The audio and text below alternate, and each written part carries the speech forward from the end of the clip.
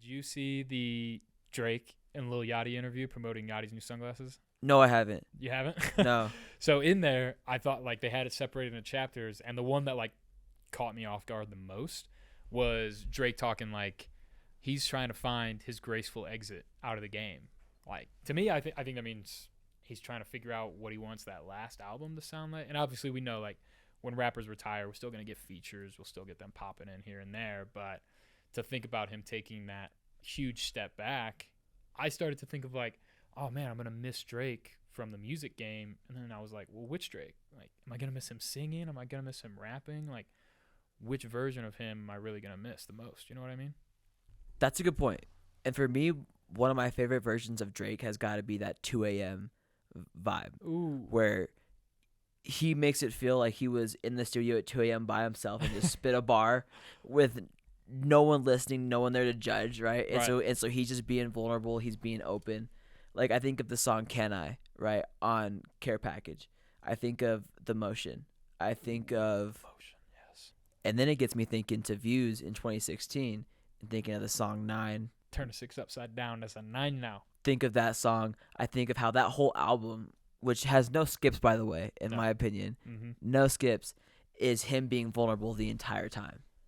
Ooh, okay. So you like that 2 a.m. kind of vulnerable vibe? Similarly, I like his timestamps and dates. Ooh. Yeah, where like you know exactly where he was. He was in Calabasas at 4 p.m. He was in Toronto at 5 a.m. Okay. To me, one of those first ones that really stuck out to me in his discography has got to be November 18th. Ooh. Like, not only did he put on a little DJ Screw chop not slop version of that beat onto there, but he's also specifically talking about the first day that Lil Wayne called him, November 18th, and was like, do you want to be a part of Young Money, this new thing that I'm putting together? Really? That's what's behind that song? Yeah, 100%. And then 4 p.m. in Calabasas, where like the entire song, he's at some points literally taking Diddy's catchphrases and throwing them back at him to say like, I'm literally here. I'm at the top of the game. How can you people still be doubting me at this point? And then like opposite of that, 9 a.m. in Dallas, that's before Drake really ever made it. Like I think that was before Thank Me Later, maybe right around that So Far Gone time.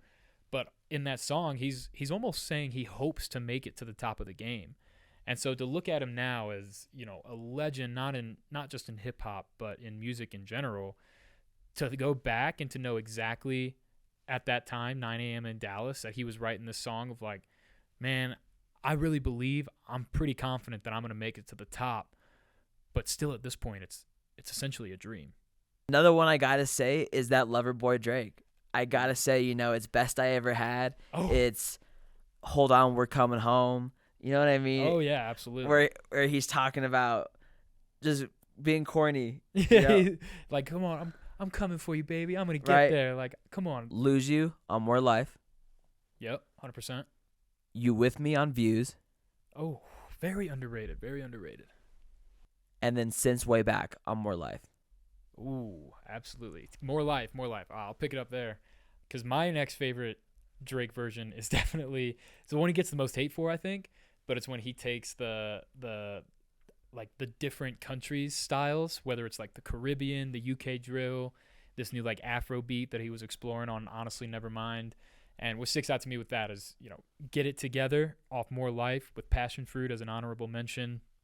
Probably, I would say Controlla on Views with Too Good with Rihanna as an honorable mention. And then I know nobody liked that Honestly Nevermind album, but I loved it. And Sticky to me is like an all-timer. That's going to be something I listen to for years top to 5? come. That's got to be top 5 for me. Top 5 Drake song. Top 10 Drake song. I'll go top 10 Drake song. Top 10 Drake song. Sticky. It's so Putting good. that on the YouTube archives. I'll put it on. Are you there. gonna stamp it? I'll put it on there. I'm putting my name on that. Sticky is gonna last with Text Go Green as a nice little. That's an honorable mention from that album as well. I'm gonna co-sign that. I 1,000% jump on that bandwagon. Sticky's the best song on that album, and it's gonna be to me it's gonna become a If You Know You Know If you know banger. You know. Yep. It's gonna become a if you know you know banger for Drake down the line. We're gonna be in 10 years. We're all gonna be listening to Drake, and then somebody's gonna play that song, and everybody's gonna go, "Ooh, Right? Yes. okay, Yes. that's not your classics. It's not your Hold On, We're Going Home, or Nice for What, or God's Plan. Like that's a sleeper. That's a sleeper hit. You know what I mean? Absolutely. So you got your 2 a.m. and you got your Loverboy Drake. You have to pick one. Which one are you keeping? Can I just keep Views? Considering that's probably the only album that we both agree on, that being Drake's magnum opus, I'll allow it. For me, I'm definitely gonna have to go with Certified Lover Boy Drake. Ooh, Loverboy Drake. Okay. And for you? For me, yeah, I'm gonna have to go with that Caribbean UK Afrobeat vibe. I love when I didn't even know Toronto had a huge Caribbean population until I listened to Drake and had to like look into it. So he exposed me to the beauty of those other genres of music so well. That's what I'm gonna remember Drake when he is gone.